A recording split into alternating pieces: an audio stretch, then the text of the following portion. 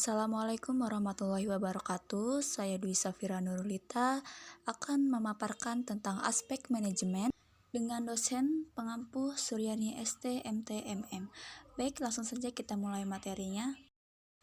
Pengertian manajemen adalah proses perencanaan, pengorganisasian, pergerakan, dan pengendalian upaya anggota organisasi dan penggunaan semua sumber daya organisasi untuk mencapai tujuan yang telah ditetapkan. Yang pertama ada perencanaan, yaitu planning. Di sini ada bagaimana, apa usaha perusahaan, mengapa, di mana, kapan, siapa saja. Baik, saya akan membahas pengertian perencanaan merupakan suatu proses atau salah satu fungsi manajemen yang merupakan keputusan dalam memperkirakan, mengasumsikan, atau memprediksikan tindakan-tindakan kebutuhan organisasi di masa yang akan datang.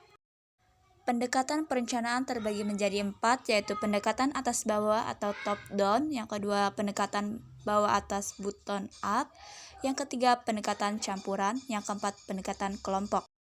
Fungsi-fungsi perencanaan yaitu penerjemahan kebijakan, perkiraan yang bersifat ramalan, berfungsi ekonomi, memastikan suatu kegiatan, alat koordinasi, alat atau sarana pengawasan. Macam-macam perencanaan dilihat dari jangka waktu terbagi menjadi 3, yaitu perencanaan jangka panjang dari 25-30 tahun, yang kedua perencanaan jangka menengah dari 3-5 tahun, yang ketiga perencanaan jangka pendek kurang lebih 1 tahun. Dilihat dari sisi tingkatan manajemen terbagi menjadi 2, yaitu perencanaan strategis, perencanaan operasional. 2. Organisasi atau organization.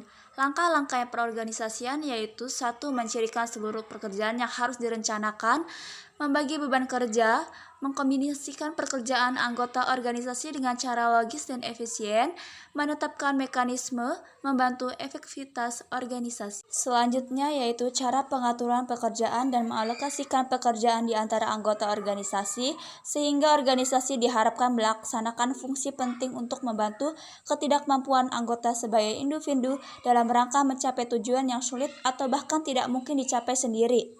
Pedoman atau asas organisasi dibagi menjadi beberapa, yaitu 1. Tujuan organisasi, departementasi, pembagian kerja, koordinasi, pelimpahan wewenang, rentang kendali, jenjang organisasi, kesatuan perintah, fleksibilitas. 4.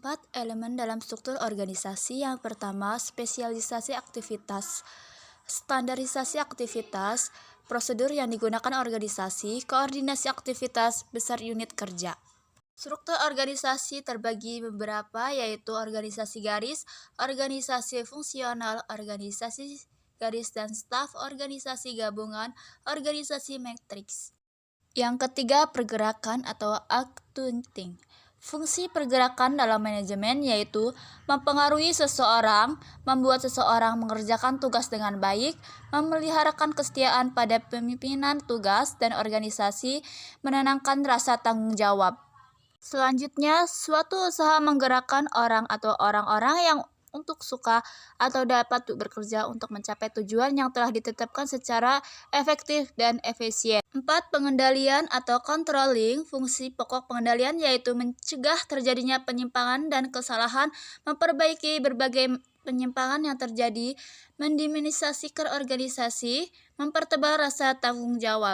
Selanjutnya yaitu usaha sistematis untuk menetapkan standar prestasi dan perencanaan sasarannya guna mendesain sistem informasi umpan balik, membandingkan sistem kerja tadi dengan standar yang telah ditetapkan lebih dulu, menentukan apakah ada penyimpangan dan mencatat besar-besaran kecil atau penyimpanan ini, serta mengambil tindakan yang diperlukan untuk memastikan bahwa semua sumber perusahaan dimanfaatkan secara efektif dan efisien guna mencapai tujuan organisasi. Ciri-ciri sistem pengendalian yaitu 1. Akurat, 2. Tepat waktu, 3. Objektif dan komprehensif, yang keempat dipusatkan pada titik pengendalian strategis, 5. Realistis dan sisi organisasi yang keenam fleksibel, 7. perspektif dan operasional, 8. diterima oleh anggota organisasi.